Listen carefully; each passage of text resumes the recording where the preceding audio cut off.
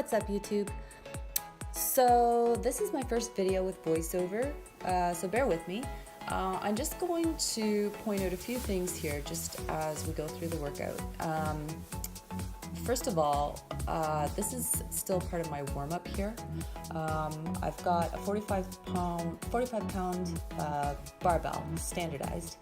So I'm just doing the curtsy lunges nice and slow and controlled.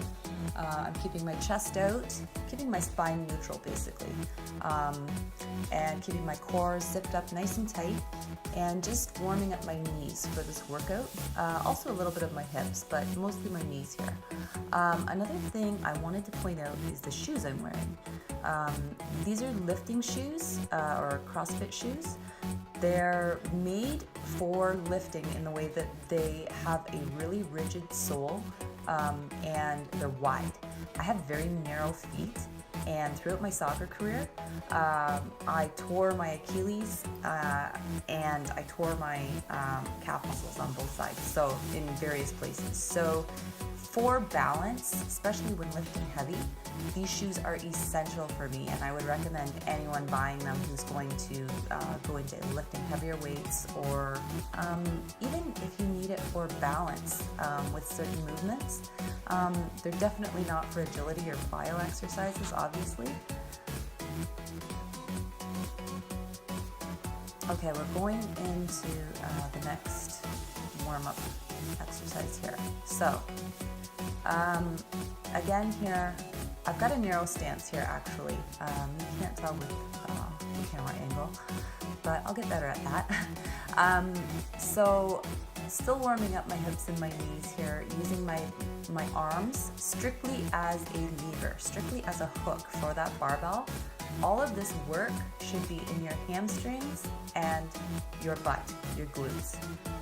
As I'm bringing that barbell up, you can see my spine is staying neutral, and I don't think you can tell from this video, but I'm tightening my glutes as I come up, using specifically them, isolating them as I pull that barbell up.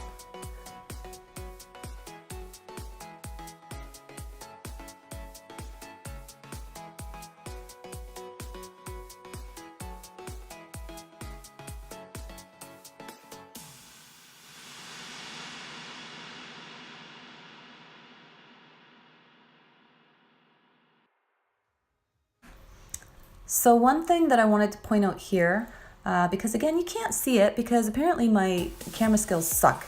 But anyways, I have my hands supinated. So I'm gripping the bar underhand. My palms are facing up. What this is doing is forcing my triceps to engage, and it's also working on my grip strength and my forearms as I execute this. You'll notice a big difference trying supinated and pronated grips. Yeah, especially when you've got some heavy weight on there.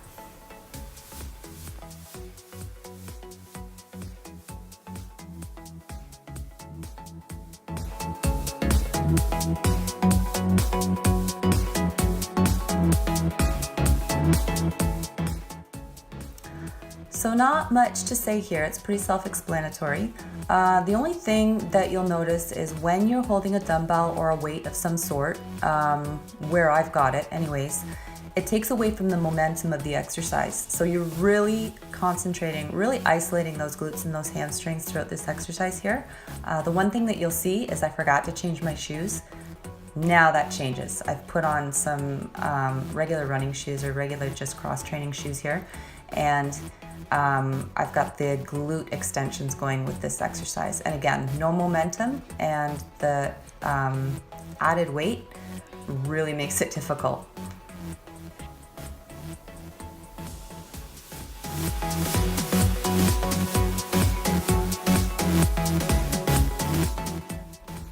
So I just want to point out here, I've got the pronated grip with this easy bar. Again, you can't tell because the plates are in the way. Pronated meaning palms are facing the back, gripping the bar. The one thing with the easy bar between the legs, you really have to watch that your torso doesn't come forward and that you keep that form correct. So you keep your chest high and you're leaning back and driving through the heel of that front leg, and you're going to isolate the right muscle groups when you do that.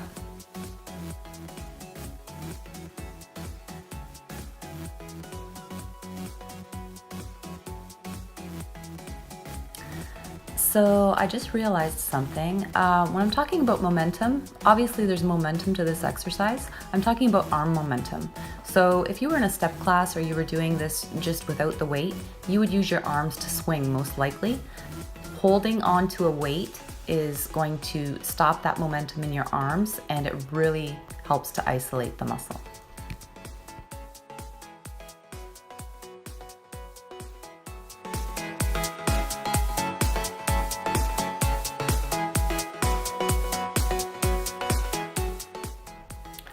So same theory here as at the beginning of the workout when I was warming up with the barbell. You're working your abductors and your gluteus minimus here. You're just holding that plate there. You're not taking away any of the weight. You're just holding it in place so that your leg bears all of that weight as you come up.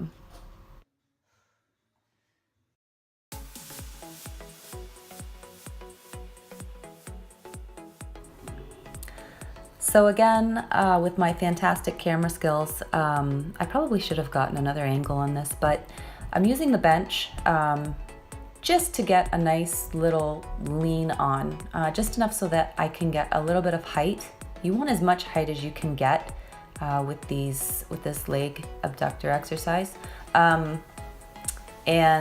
you want to keep your foot flexed. That's going to fire up your glutes and your hams.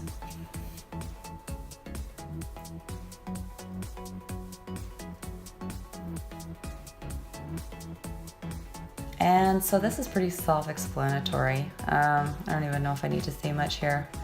I've just got a Velcro, basically, accessory around my ankle. And I'm not sure if you can see, but I'm coming out at an angle. So I'm not only doing like a glute kickback extension, I've got my leg coming out almost like I did with the curtsy lunges, coming out at just enough angle to fire up the gluteus minimus again. Just FYI, I did this workout yesterday, and my glutes are on fire today. I'm not feeling it as much in the hams, which I'm glad, because I really wanted to isolate my glutes throughout this workout, and apparently that's what I did, because I'm really feeling it today. So I go to the other side with this, and again, kicking out, crossing the legs, as you can see right here, and kicking out at that angle so that we're hitting the minimus.